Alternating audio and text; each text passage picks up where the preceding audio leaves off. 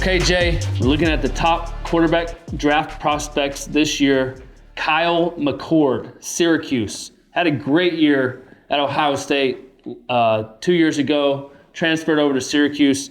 Tell me about this guy's game. He's a big kid, 6'3", 220. Yeah, very productive, man. I think he broke the record over there at Syracuse, most passing yards and all that stuff. Last game of the year, threw for 470 yards. I think it was just Washington State. Man, he's pretty good. Yeah. You know, he just drops the ball a little bit, kind of shot puts, second team all ACC, third team all Big Ten. I mean, he's left Ohio State. Why did he leave Ohio State? I don't know. Please fill me in. Tell me why. Ryan Day would not commit to him to be the starter, so he left. Goes to Syracuse. And he had a good year at Ohio State. He's got his own potato chip named after him, Colt. Did you know that? No. At Syracuse. He got his own potato chip. That's how good he played at Syracuse. That NIL money's crazy. He was number 10 in Heisman voting. Did you know that? I did not know that. Had a hell of a year. I saw him play against Washington State. He threw for 470 yards. And I think I could have thrown for 400 against that defense right there. It was the damnedest thing I've ever seen. Well, all their coaches had left, right? They were the GAs were coaching Washington State in the bowl game. He was running RPOs and the safeties would come down. He was throwing one-on-ones to his receivers. His back shoulder fade caught, slant touchdown. It was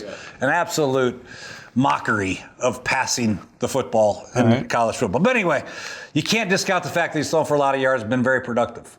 I don't like the way the ball comes out of his hands. I feel like he shot puts a little bit too much. I don't think he's a very good athlete, a great athlete. I think he's, again, one of these guys that you're talking about in the 5th, 6th, 7th round to come in and develop. And who knows, you might get lucky. Maybe he is going to pick up your system like that. Come in a pinch with your starter gets hurt. He comes in and gets an opportunity and just takes it and runs with it and becomes the next great quarterback, Kurt Warner of all time. You never know. Yeah. But I think what teams are viewing him as is a 5th, 6th, 7th down the road. He's a very average arm talent, very average. The ball does not feel like it comes out of there very good at all down the field. With a great opportunity, maybe he'll make the best of it. But I see him as a late round prospect, a backup type guy, and then he'll have to take advantage of the minimal reps he gets in training camp in order to make the football team. What were some of his best throws outside of like RPO? So is it seam balls? Is it? Yeah, he can throw the seam balls very well. You know, the 4 verticals, the seam balls, that's a lot of teams run in college football. And the one thing that jumped off the tape to me was like, because of the things that you're talking about, because of, it's not elite arm talent, not elite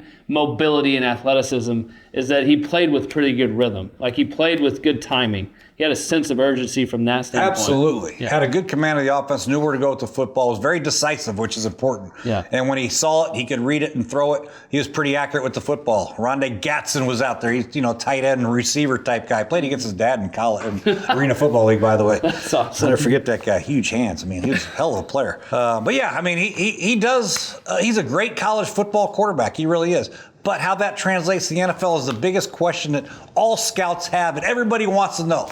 How can he throw for 4,700 yards at Syracuse and not be considered a top quarterback? How can he not be up there with Shedeur Sanders? Yeah. How can he not? Well, he doesn't have a very strong arm and he's not very athletic. And so if you're Kyle McCord, why would you not stay in college and make millions of dollars in NIL money instead of jumping into the NFL early? Maybe one of the worst decisions a human being's ever made.